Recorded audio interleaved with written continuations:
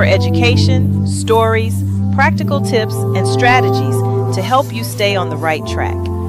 We inspire greatness at track number 9. Stay on the right track and let your light shine. Step by step, reach for what's true. Track number 9, your greatness is waiting for you.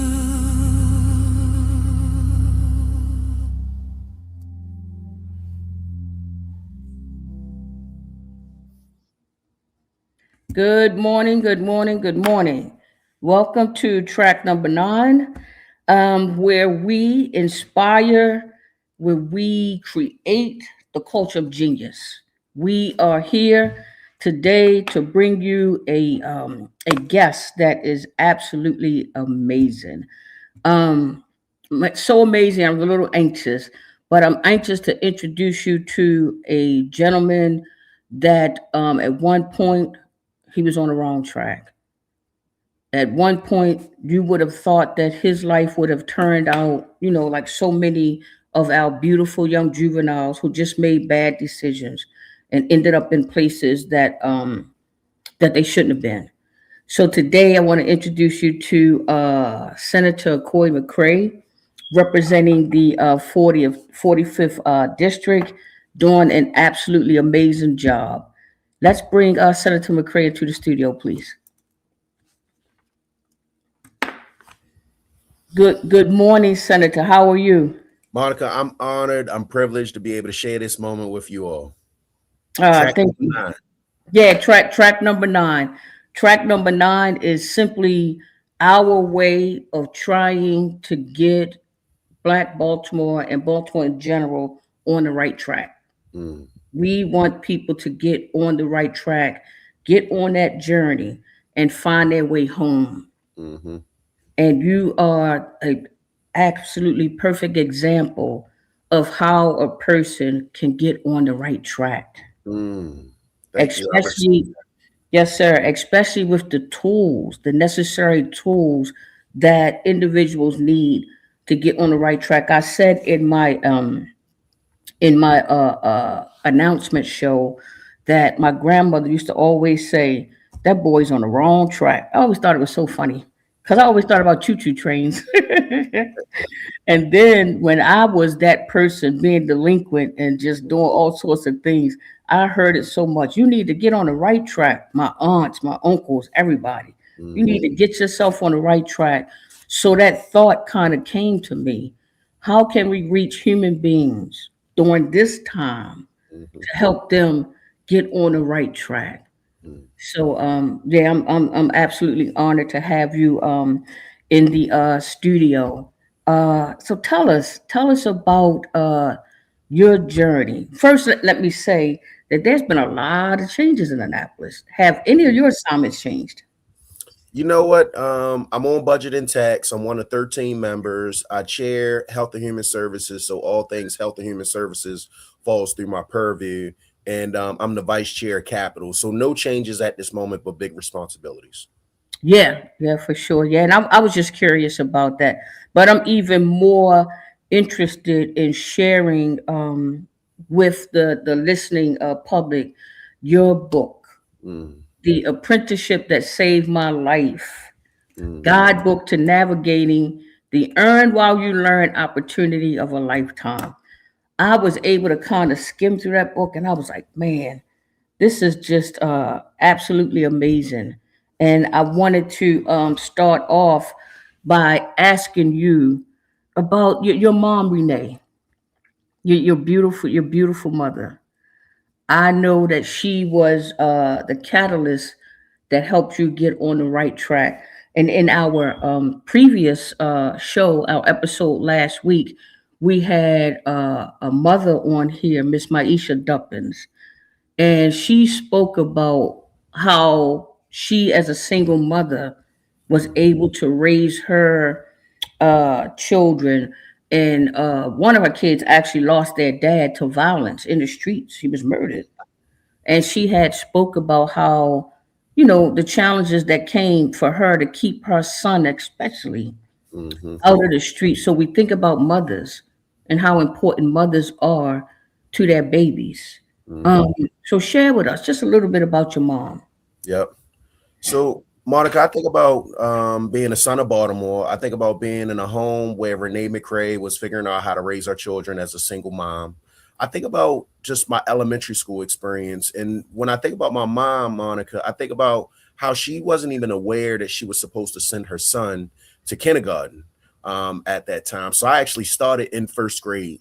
And I think about how beautiful the experience was at Ragnall Heights, my elementary school, and I had phenomenal teachers like Miss Lod, Miss Solomon, Miss McCoy, Miss Allen, Miss Lanier, my principal, Sarah Horsey, that all poured into me, made sure that I felt like every time I walked into that school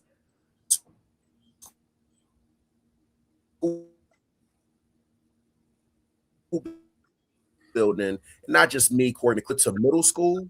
And when they shift over to middle school, the challenge is that they're entering into this large space. You're trying to figure out who are your people. You're trying to not succumb to peer pressure and things of that nature. And Monica, unfortunately, I did succumb to peer pressure. I tell folks that navigate now K through 12 system with Baltimore City Schools. I was at Rockland for sixth grade. I was at Chicopin for seventh grade. I was at Winston for eighth grade. Emerson for 4 months, ninth grade. No for a year and a half, and then I graduated from Fairmont Hartford Institute. We called it a toot over there on Hartford and 20. And Monica, as I was navigating that, I think about this DJS system. Really think about my mom, because imagine being a young boy removed from the house at the age of 13 because of a poor choice. Mm. And I think about when I was young, all I wanted to do was get on my bike. I probably ride my bike during the summertime, start 9 a.m., 10 a.m., come back in the house 9 p.m., 10 p.m., play throw up football, play pick up basketball. But I could remember one of my friends saying, Cory, I know how to steal a gun. And Monica, when he said that, I didn't have the strength, I didn't have the courage to say, I don't want to steal a gun. I just wanted to run along to get along. And I found myself out there in Cheltenham, Boys Village is what they called it, in Prince George's County. And imagine never leaving the city, never leaving the city. And my first experience leaving the city is going to Prince George's County, but being committed to the DJS system. Monica, I say that you are the five people that you keep the company of, the most company of. Because what happens then is now I find myself not just in this situation at 13,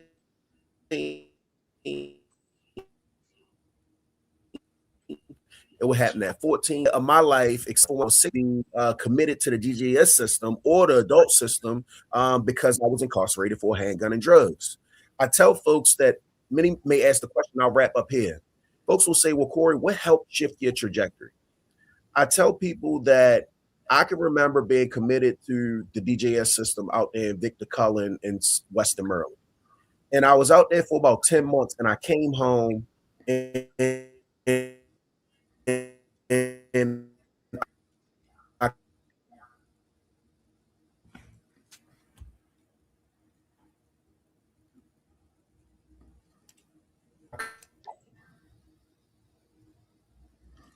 I seem to be having a little difficulty here. Let's see. Is there any way we could fix that, guys?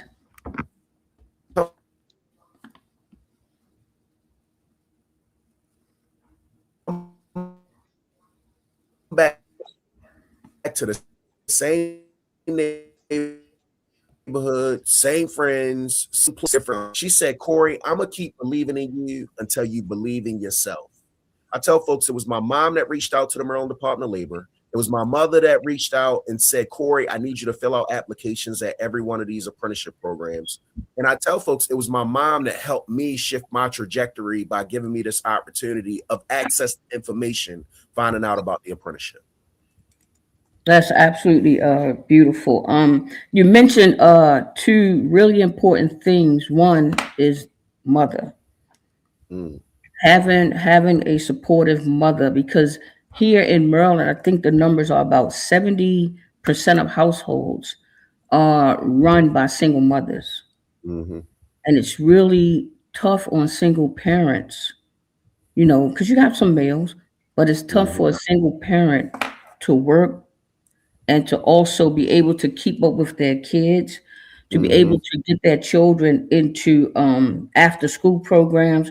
Because as I mentioned on our previous episode, a lot of stuff costs. A lot of programs cost when you take your children to what they want to play football. It Mm-hmm. costs time and money Mm-hmm. because football practice is possibly during a time when mom is at work. Yep. And then if mom is able to be involved, she doesn't have the financial wherewithal to be able to support her child. Mm-hmm. The other thing you mentioned was your teachers at Mm-hmm. Rockville Heights. Mm-hmm. Another important human being in the equation of helping to rear the village of children. And I think those are two very important individuals. And when we think about economically, and we think about the policies Mm-hmm. that here, you know, more policies geared towards making sure that teachers are paid, Mm-hmm. making sure that we can recruit the absolute best teachers, Mm-hmm. making sure that we have schools with running water, with heat, no lead pipes, you know, funding those schools really help in that journey of that Mm-hmm. little person that we might find right now in Fells Point or in Druid Hill Park or anywhere in the city committing all kinds of offenses, you know. So I really think that is important. I'm glad you had mentioned that. Let's let's go into your leadership. Some of the things that you want to push in terms of how can we get this book into the hands of people who would be able to have access to those resources, because in the book you have a lot of resources. How Mm-hmm. to learn as you earn, which is important, because the Mm-hmm. other thing that happens is when people return from incarceration, they are usually looking for a job right away. Yep. They are usually looking to, you know, and they don't have the luxury of going into a training program that doesn't pay them. They Mm-hmm. have to have money for transportation. Yep. They even lunch money, just some spare change so that they can have in their pockets. And I think the resources are important Mm-hmm. because of that. And even if you've never been incarcerated, people are so financially strapped Mm-hmm. as we, you know, try to find employment, going from one job to the next. I think I just read an article that said that about 300,000 jobs are going to be disappearing soon. We talking about millions of jobs that's going to be gone to AI, Mm-hmm. jobs that's going to be going to robotics Mm-hmm. in these spaces. I think they somebody told me that the McDonald's on Warwick Avenue was had no people there, that it was all robotics. I drove through. There was some lady that said, "Yeah, what you want fries with that shake?" I said that was some misinformation. It hasn't come to West Baltimore yet, but it's coming to a town near you. How do Mm-hmm. you see the future of jobs Mm-hmm. and employment Mm-hmm. for people who are already struggling, Yep. for people who are already making, you know, minimum wage? Yep. How do we help people transition into this AI world? Do we have Mm-hmm. to automatically transition, or could we just start talking about the trades? Could we Mm-hmm. start talking about jobs that are still here and that's Mm-hmm. probably going to be here for a while? Yep. Monica, you said a lot. So I'm gonna hit some of these points that you talked about. And when I think about these young folks, and we have to start early, we have to start with them so young. And I leaned in on it when you first asked the question and talked about my committee. I sit on a $60+ billion committee. And when you look at that document within the budget, you can see Cory McCray's fingerprints all over it, because I know that the greatest thing we can do is invest and pour into these young people and let them know how great they are. And what do I mean by something like that? I think about the blueprint for Maryland's future in education, and how we invest in literacy, how we're investing in arts, how we're investing in recreation, but not just the schools itself, but also thinking about the school buildings. We have several new schools that came online in Baltimore City. We're the fastest urban jurisdiction building new schools across the country. I'm proud because we just did the ribbon cutting for Fairleigh Elementary. So those young folks get to go into a state-of-the-art school where they can see what it's supposed to look like. But when you think about that, I also think about recreation. I know that this is an important component. So partnering with groups like Team Mellow, partnering with groups like Team Thrill, partnering with Mr. Thorpe and his swim club, partnering with Macy and the Carroll School of Dance, and making sure that our young folks can see that they can do and be anything that they want to.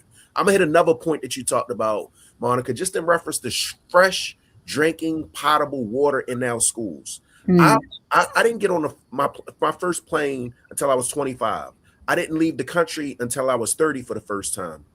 When I think about those experiences, and I can remember being in Switzerland, and I can see these individuals being able to drink water off of public water fountains on the street. And then I can visualize, I was like, we can't even drink water in our schools, and these folks have water on the streets. And it just helped me see so much more clear. And I say to folks, if you've never seen it, how do you know that you can achieve it? So like, if you don't even know that it's possible, and it just helped to open my eyes in such a different spirit.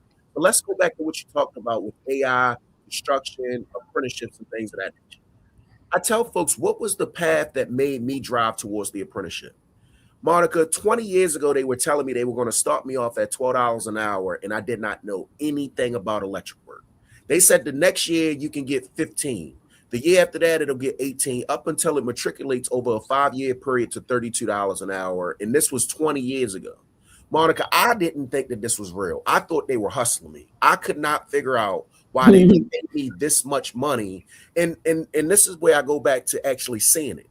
The highest wage in my family, when I think about my mom, when I think about my aunts, was $35,000. So the highest wage, and you're telling this young person in his 20s that he's going to double the wage of the highest person in his family. It seemed too good to be true. Then they were telling me they were going to pay me to go to school.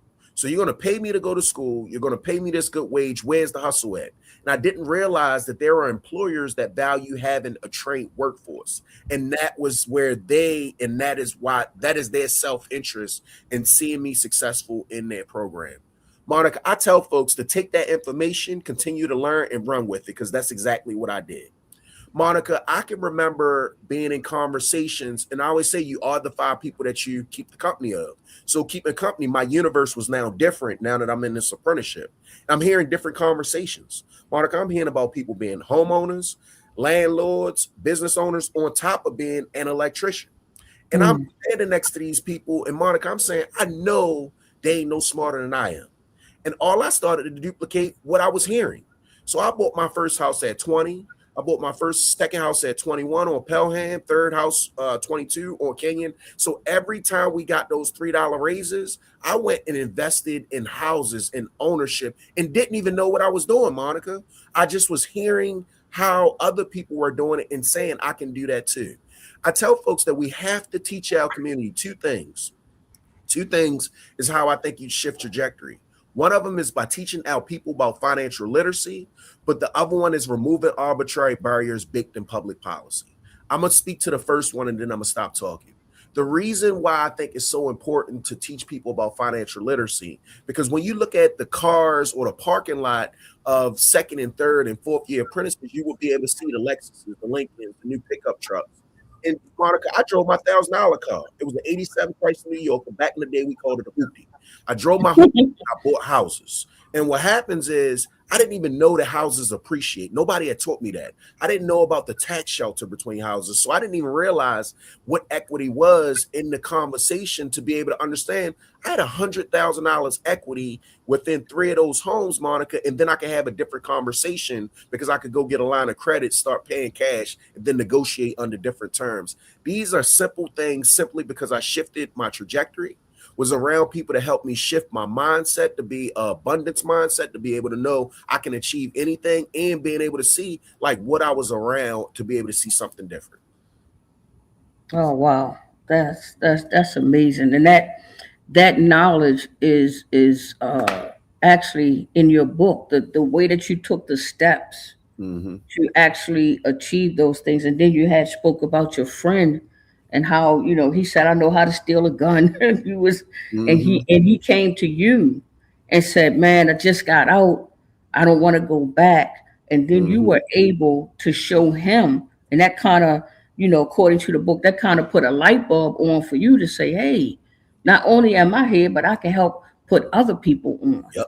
to say Yep. you can go in this direction." And I think we need more of that because Mm-hmm. unfortunately, sometimes when some people so-called make it, they don't share their information. Yep.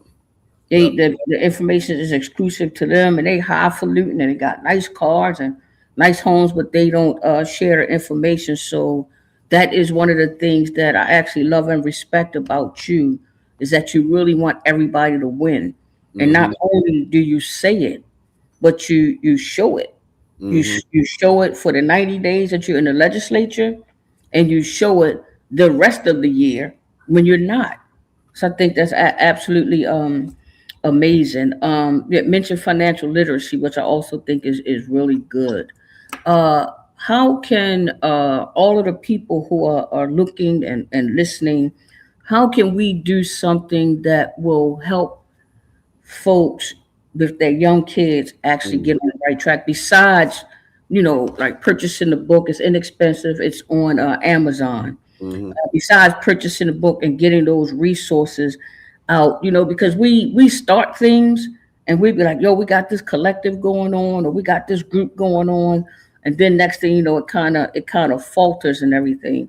Mm-hmm. So at track number 9, we looking to be more solution oriented, Mm-hmm. and we looking to say, hey, we know we got to get back on the right track. Yep. We know our children are on the wrong track. We see what's happening on the news every day. Mm-hmm. See how the juveniles are painted as monsters and everything. There, it doesn't seem to be. They act like there's no redemption in our children. Mm. When I can say our Lord and Savior certainly has demonstrated with me. Mm-hmm. I have a job and a position in Baltimore City I never thought I would have. Once I got hired, I took my little badge and showed my grandmother. I said, yeah, I'm Johnny Law now. I'm gonna go on the corner. I'm gonna go on the corner and say, get off this corner. Get them moving. My grandmother said, you better leave them people alone, Gail.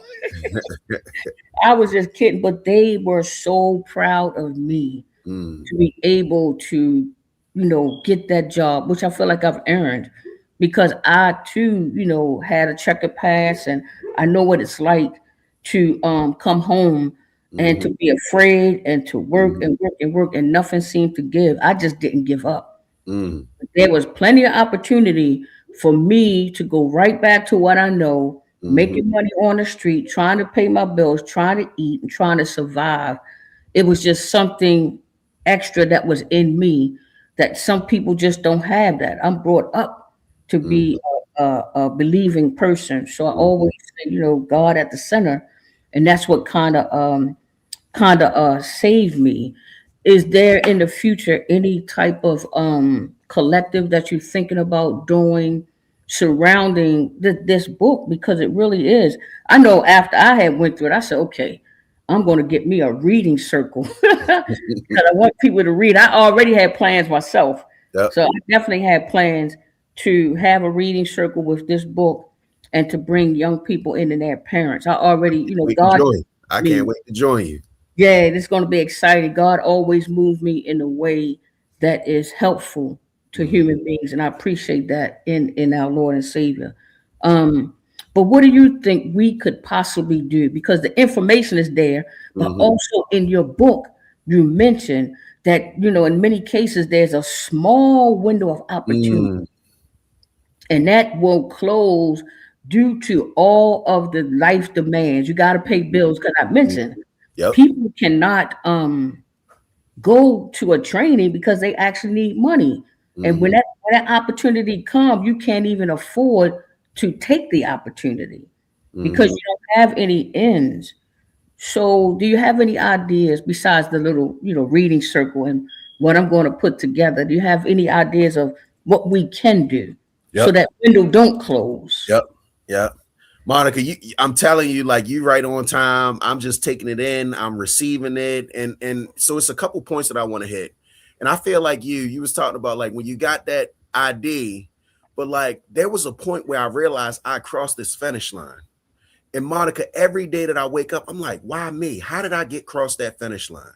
And then I start to understand my responsibility. Winning is not you getting across the finish line, but it's how many people can you bring along with you across that finish line. And whether that's teaching people about financial literacy, access to information, just exposure to new things. And I realized as I got in my 30s, like it's important for us not to just tell our story, but share that information. So when you think about the apprenticeship that saved my life, this is 20 years of knowledge capture where I'm basically having a conversation with the 16-year-old, the 17-year-old, the 18, the 20-year-old Cory McCray, no matter who he or she is, trying to figure it out simply because of a lack of information. And then you think about, like, what are some of the things that we can do? One of the things that I think about to do is, like, how do you scale impact? How do you add value to others? So the first way is I try my best to stay in these classrooms, because when I go into the schools and I ask these young people, hey, have you even heard of an apprenticeship? Monica, a number of the hands do not go up. And that gives me the opportunity not just to say, hey, you see people that look like you, but more importantly, be able to educate, get that motor going, getting that critical thinking skills going, to be able to say, I can do exactly what this young man or what this man is talking about. So then you go into, like, specifics. What's some specifics that we can be doing right now? And this is low-hanging fruit that I'm about to drop on you. I think about, like, the apprenticeship tours. So we do college and university tours all the time, Monica. All the time, young folks are on these campuses. And I asked our school system, I said, hey, why don't we do apprenticeship tours? Everybody's not going to go to one of our distinguished universities. And for the last 7 years, we've been touring the carpenters, the plumbers and steam fitters, the operating engineers, the electricians, so that these young people can go into these spaces that they've never been into and feel comfortable when they're in there. I tell people, imagine how intimidating it is for an adult to walk into an unfamiliar building for the first time. It's 10 times heightened for our young people. What they're then able to do is, when I think about City Neighbors getting on the bus, Dunbar, NAV, Reach Partnership, all getting on these apprenticeship tours, like, I think about these young people that's now able to meet the training directors, the assistant training directors, and understanding what relationship capital is. And Monica, you can tell that they're intimidated. You can tell they're intimidated, like the first stop that we get to, because our young people are tough. They're closed off. But by the time you get to the second stop, to the third stop, you see them starting to open up. You see them starting to mess with the devices. You see them starting to see our young people that look like them in these positions as they're going through the apprenticeship at that moment. And then they can envision themselves from that standpoint. You talked about, like, that window of opportunity. And inside the book, I talk about one of my friends that were going through same predicaments that I was going through. And I tell folks where I fell short, because I showed them the apprenticeship, but I didn't explain to them all the things that I went through that could have got me possibly removed from it. And what happens is he was removed. Instead of it being a 4 or 5 year program, it turned to an 8-year program. He did graduate from it, but he went through all these things. And that's another reason why I wrote the book. I don't need you to make the same mistakes. I tell folks that a smart person figures out how not to make the same mistake 3, 4, 5 times. A wise person learns from other people's mistakes, and that's how they're able to cheat time. So the book is simply my effort to make sure that you can get there faster, get there stronger, so that you can then grab more hands, and that's how we make sure that the collective's moving in one direction and able to amplify this conversation. I just want to lean back in and say thank you for giving me this opportunity. Yeah, man, the comments are jamming. It's so many people that's just in total agreement. I believe Tasha said that Miss Woodbury, she's now married, but she had mentioned that children become what they see. Mm. And then Pastor Ricardo Burke, he said preach. Yeah, Tasha said being what they see, and I guess that is one of the things that I see that gets to be a barrier in getting people to that point where they can access it Mm-hmm. is that a lot of children are under guardianship. They Mm-hmm. have other people that's taking care of them. It's not their natural mother. It's not their natural father. So Mm-hmm. it's so many children slipping through the cracks that are in a foster care system. Mm-hmm. It's so many kids. Most of the children that you see 2 in the morning, you Mm-hmm. say, "Where your mother at?" They wouldn't. I don't know, Mm-hmm. because of the addiction problem that we have in our communities. It's Mm-hmm. pretty bad. The addiction issues are taking parents out of the home, Mm-hmm. and it leaves the children to have other people who sometimes they just want to check. They don't Mm-hmm. necessarily care where the kid is and everything. So I see that as one of those things that is challenging to get some person in the child's life that care enough to be able to connect them to the resources. Mm-hmm. It could be a counselor at school, it Yep. could be a school teacher, it could be a neighbor. That is what they call, the village. The, Yep. the village actually helps. So for all those that's listening and for all those that's watching, first, I pray that you purchase the book so that you can see some of those resources in the book. Oh yeah, Mrs. Bennett.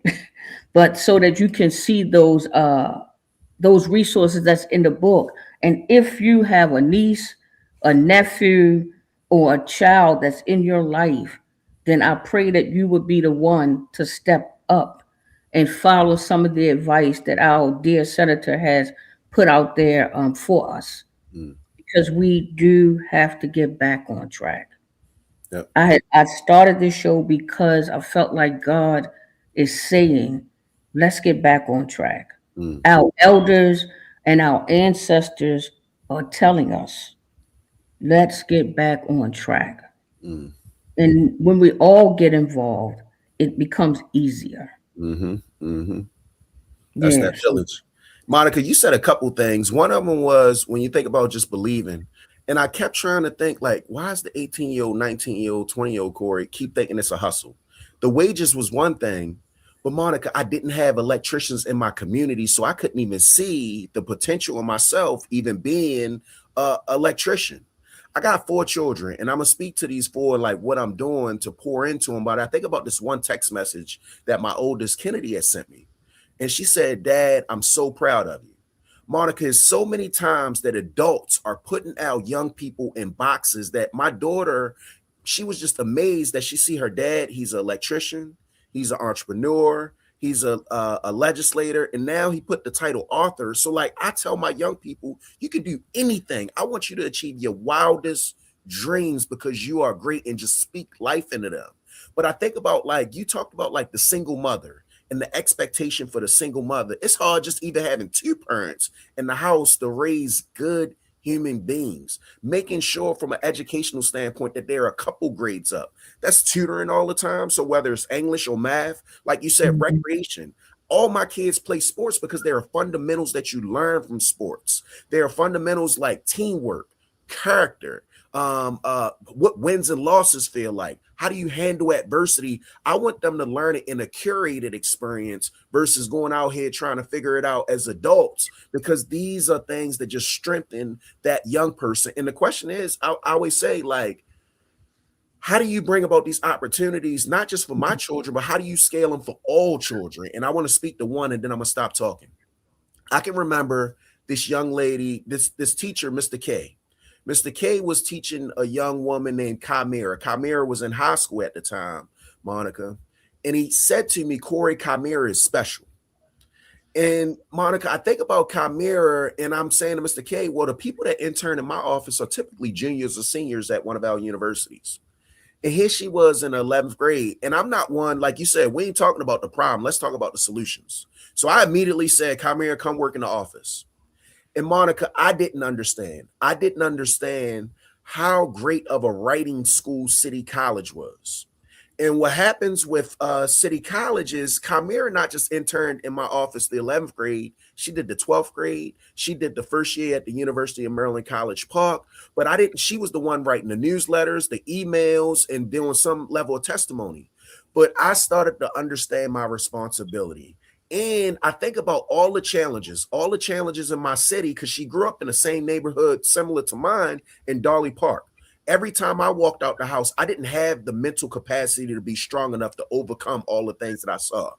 But that young lady, Chimera, did. And it's our responsibility not just to open up opportunities to Chimera, but each and every Chimera that is not able to reach their full potential simply because adults aren't giving them the opportunity to have access and expose them to different things to reach their higher height.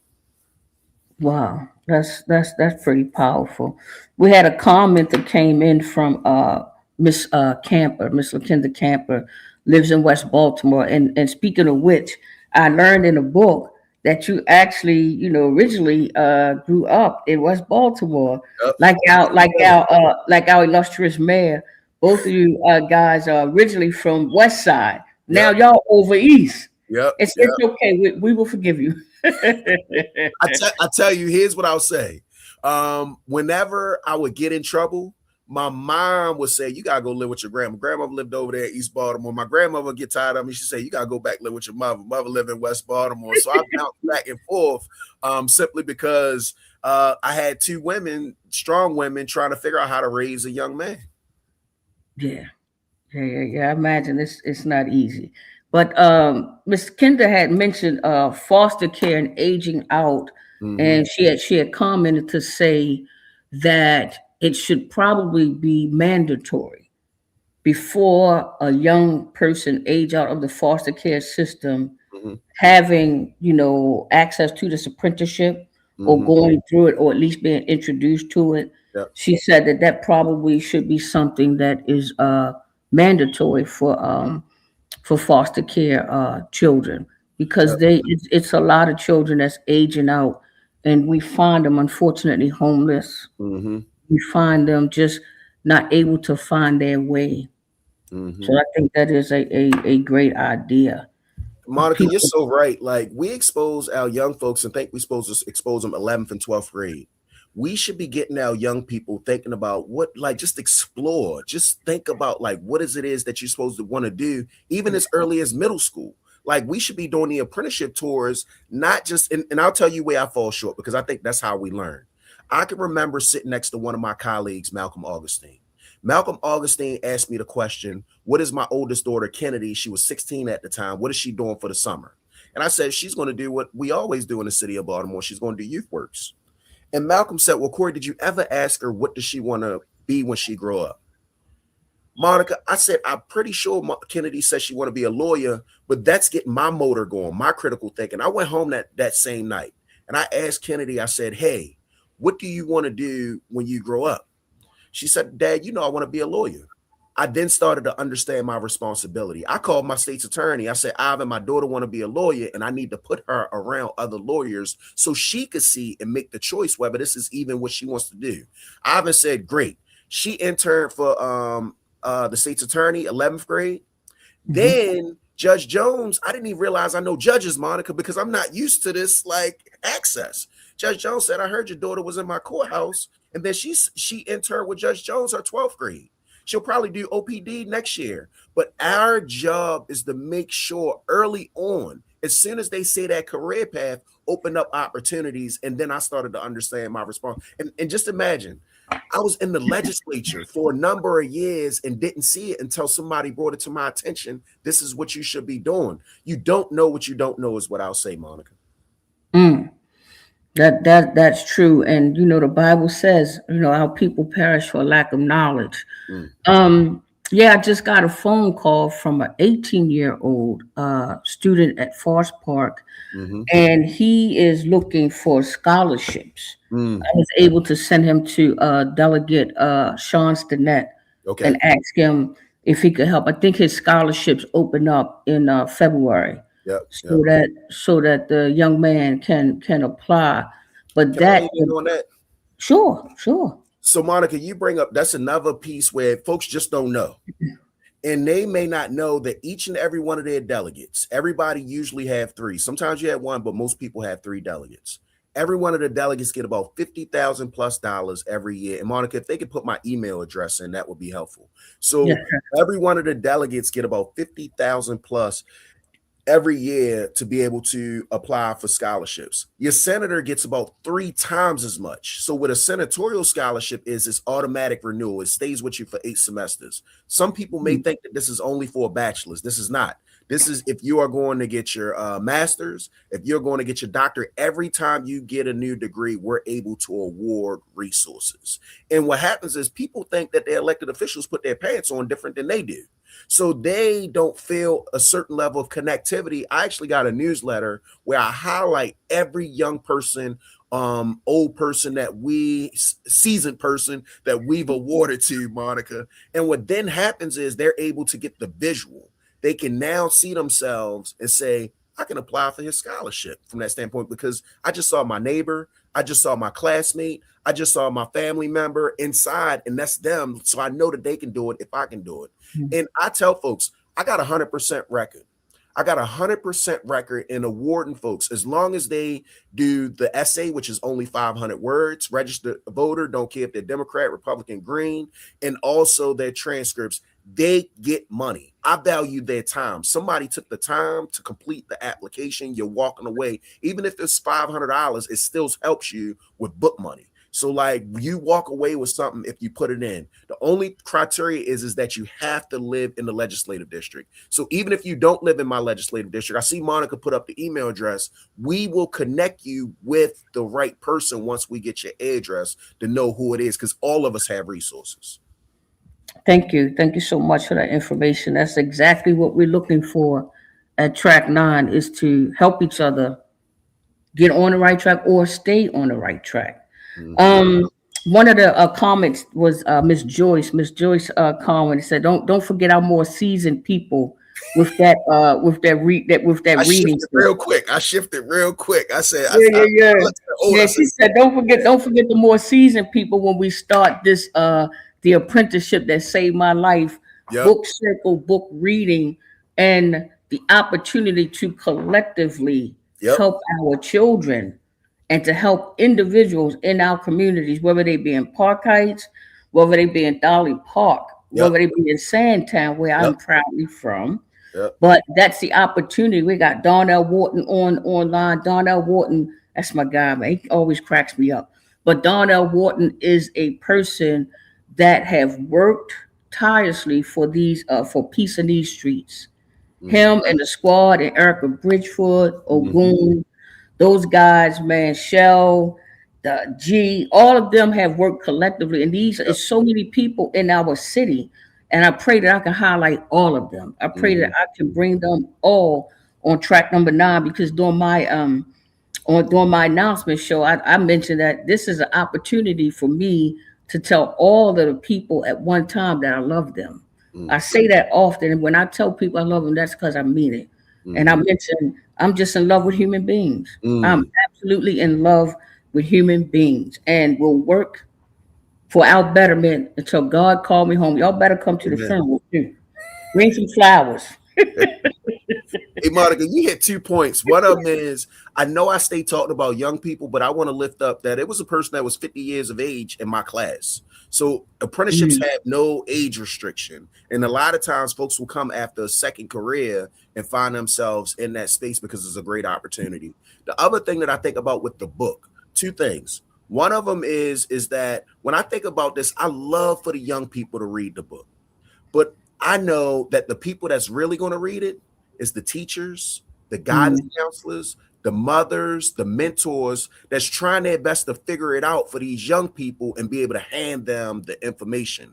Most of the people, when you think about teachers and guidance counselors, they went to university.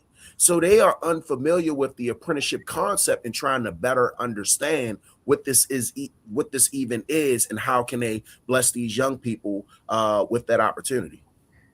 I appreciate that. You had mentioned a second career, like for more seasoned people, like Michelle said, don't forget us, and we won't. And to have a 50-year-old, that kind of speaks volumes, because at every stage of a person's life, they could possibly need to switch gears, Yep. or sometimes it takes people a little longer than others. Some Mhm. people may have been in active addiction for 20 years. Mhm. Now they've been clean for 20 years. Mhm. And they decide, okay, you know what? I need a career that's actually going to pay me a decent salary, something that I enjoy, something that can help take care of my grandchildren. I want to be able to accept the responsibility of the next generation. Mhm. So, as a second career, I'm reminded that somebody shared information with me that in July 1st, that under the current administration, federal administration, that the unfortunate thing is nursing and a few other professional careers are no longer considered professional careers. So you can't put in a Pell Grant for that. Hmm. But the trades are coming online. Trades and apprenticeship, you can get Pell Grant funding Mhm. for that. So I'm keeping my eyes on that, because that's going to be one of our tools. So Mhm. come July 1st, the rules for going to college have changed, because like a lot of people say, you don't necessarily have to go to college. Mhm. You should be able to take that Pell Grant Yep. and apply for carpentry school, plumbing, steam fitting, Mhm. electrical. You can end up being an electrical engineer.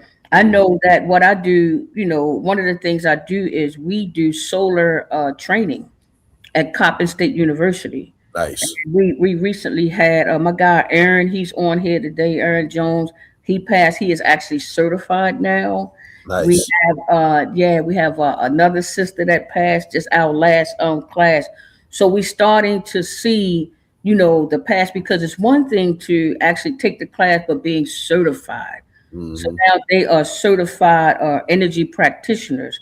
So I'm looking forward to having some partnerships to actually get them jobs. Because Mhm. one of the things is that some of the NGOs or nonprofits, non-governmental organizations, they are failing in a way that they don't actually get people employment. Mm. If you are certified, then people want a job. I don't want to just Mhm. come here and get certified. Yep. So connecting to employers Yep. that will hire our folks is what I'm trying to work towards, or they could take that and take the next step and go into being apprenticeship, because Mhm. being an electrician and working in solar is like hand in hand. Yep. So it might be something that could possibly give them a leg up. So I wanted to share with everybody that is watching that come July 1st, it's something for us as a community to consider, to be able to get our children into the trades. Mhm. Because as I mentioned earlier, robotics are coming, AI is coming, Mhm. and we do have to be prepared for these new jobs that's coming on, and look at the forecast of employment and jobs. But in the meantime, I don't think a robot can build a house right now. I don't think you can call somebody up and you trust a robot to fix your plumbing and your Construct toilet. Construction is gangbusters right now, Monica. When we think about like things that like nobody's coming and doing electric work, they may get efficient. It may get more efficient, but you need people to be able to come to the specific house, to be able to come to the commercial sites, the industrial sites, residential sites, to be able to do the work. Like Maryland is sitting in its best time. I've never seen 2011 was probably the closest where I've seen the construction economy moving. And this is the greatest in my 20 years within the industry, being able to see folks going to work. When I look at the apprenticeship class, usually we do about 100 a year. We did 225 in the IBW this year. And it's like that across the trades. Monica, if I can lean in and say one thing that's been beautiful about this book, it's because I realize that our minds are under attack every day that we wake up. whether it's the phone, whether it's the Mhm. news, whether it's the radio, Mm. the TV, things of that nature. I just want to lean in and say thank you. I want Mm. to thank you because what happens, what you're doing right now is you're elevating the frequency. You're elevating a higher conversation to make sure that folks can get not just access and exposure, but our mind. Our greatest gift that we're given is our mind, and it's actually going right now, and we're sharing information. I could not get away without saying that. Mm. Boy, man, look, Darnell Wharton to tell you, I'll cry in a minute. I get very emotional about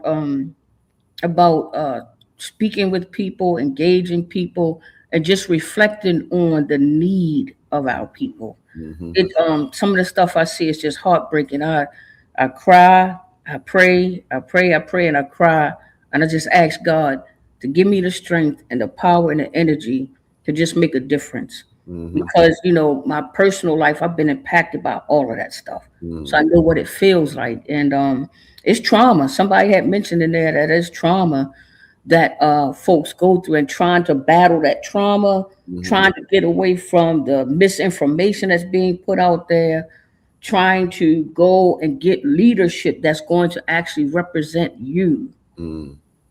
in Baltimore and Maryland, having people who actually will represent you, because the need for us to get on the right track is profound. Mm-hmm. Mm-hmm. It's screaming from the mountaintops. I Yep. can hear it. Yep. It's profound.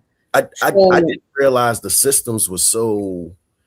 Keep in mind, because I was just so wrapped up in it, I didn't understand it, Monica. And when I say that, I think about like voting rights and the work we were able to do with voting rights, and how folks that were on parole or probation can now have the right to vote. I think about SNAP benefits and how now we weren't even thinking about June, July, and August. And sometimes our young people, the only meal that they're getting is at school. Like, what are we doing about that? This extended vacation that we call December. And now we're able to know that there's an extra $30 on that specific card to be able to address this issue. Our libraries, we've been able to work and lead on efforts to keep our libraries open 6 days a week, extended hours. Public transportation, such an abysmal system, underwhelming, but making sure that we have to tell them to inject over $2 billion in our MTA system over a 6-year period. I think about so many efforts. The first library coming to Baltimore City in the last 15 years, we just did a ribbon cutting for that. I told you about early elementary emergency evacuation because the school was sinking, and 10 years later, we're able to cut the ribbon on a school that our young people belong in. Then we think about the first public school football stadium coming to Hartford in 25th. We just did the groundbreaking on that. Monica, I'll tell you how deep this thing is and how we normalize the unknown, but then I'm gonna stop talking. I can remember my neighbors in the Berea community coming to me back in 2020, November 2020. I still remember it because we had 5 homicides at that specific intersection. And then looking at the correlation of what was at that intersection, and you know what it was? It was a liquor outlet. And I didn't realize I've been living in the city 40 plus years, and we had 29 liquor stores in a 1-mile radius. First, I don't know why you need that much liquor. Monica, then this is where it get crazy. I didn't realize liquor was under my purview. I'm the state. And I said, you know what? Why are we the only jurisdiction in the state where our hours of operation are 6 a.m. to 2 a.m., 20 hours out of a 24-hour day? This can't be found in Anne Arundel County, Howard County, Baltimore County, no other jurisdiction. And then we said we have the ability to change it. So, Monica, if you come in East Baltimore now, whether you're on North Avenue, anywhere to McElderry, over to Central or Luzerne, you'll see that our 29 liquor stores, they open up at 9 and they close at 10. The following year, 2021, we saw it drop 50% in homicides and non-fatal shootings. But let's go to a point of our young people. I've known my wife, Demetria, since I was 17 years of age. She grew up in the Oliver community. And when I think about Demetria, let's say she went to Lily Mae Carroll. She would have walked past 3 liquor stores that were open prior to the school bell ringing. So I asked the question internally, mentally, what is the message that we're sending to our young people if you can access liquor before you can access an education? Like, we cannot continue to normalize things that are unnormal. I agree, and I'm so glad that you mentioned about the community and how the community looks. And it seems like every person that can come and set up a vape store, a smoke shop, a liquor store, They come to our communities to kind of take advantage of our vulnerability. Yep. When you Yep. know people going through things, Yep. they already know if we put this shop here, they're gonna come and they're gonna smoke. Yep. We put this store here, they're gonna drink. None of those jokers live in our communities. They don't give back nothing. And It it's might no be a value few add. of them. No value add. At all. They don't give back to the community that's drinking, that's smoking. They live out here, right here. They sending their children to college Mhm. with that money that we're spending with them. They could give a damn about us. That's why I had to lean I in. can use that word. Yep. I had to lean in and lift you up because there are so many systems that want to dumb us down, and what you're doing is taking the opportunity to add some level of a value, making sure that we get our motor going. Monica, I tell you, energy is transferable. I feel high energy right now because what happens is you're elevating the conversation and you're getting my motor going. Yeah, I appreciate that. And that's what I'm hoping is that, every Saturday we can come here and we can get folks motor going. My guy Brock, he had made a comment. He said that maybe some of the more seasoned people can be conductors, like on the Underground Railroad. Can be conductors on this train to show the young people that this is where you go. Yep. This is how the proverbial train works. You need some conductors. And speaking of which, man, listen, I got to keep it 100. When I was 912-878 and I sat on that bunk, I used to watch Maryland Public Television a lot. I used to watch it a lot. And I saw a series, and it was about the Underground Railroad. And I learned that the Quakers were a key part in coming up the Susquehanna River, coming through Dorchester and going up into Canada. So it's not just about, your race, because it takes all of us. Right now, they have this beautiful March for Peace, and they have these monks walking through the entire country. And to see, they had a little dog that's leading them. He cute as a button. I love dogs. He is cute as a button. But to see these monks just walk all this way, and the hope that is given people to, I do feel emotional. Darnell said she about to cry. He was in the comments, and I can't help it because when I talk about this stuff, my heart gets so full. I just get so full from the things that's going on, but I have that hope. That's just God. God is always shaking and moving. And when you feel something in your spirit, that's just God churning, working, and moving. Moving the train, if you will. But I marching for peace and seeing that is something that we need at this time, because we as a city, as a state, as a nation, as a country, we need to get back on the right track. We can see all of the stuff that's going on, but we can calm that chatter down, and right here on a local level, we do what we can do as an individual. That's what we can do. We can add to it.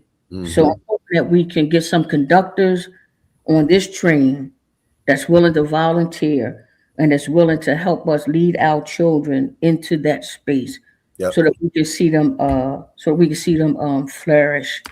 Man, this has been a absolutely wonderful conversation. I appreciate you. I thank you. Yeah, my heart is really full, and it also gives folks an opportunity to see and hear you, because you not only represent East Baltimore. To be honest with you, the work that you do impacts West Baltimore, South Baltimore, this entire city.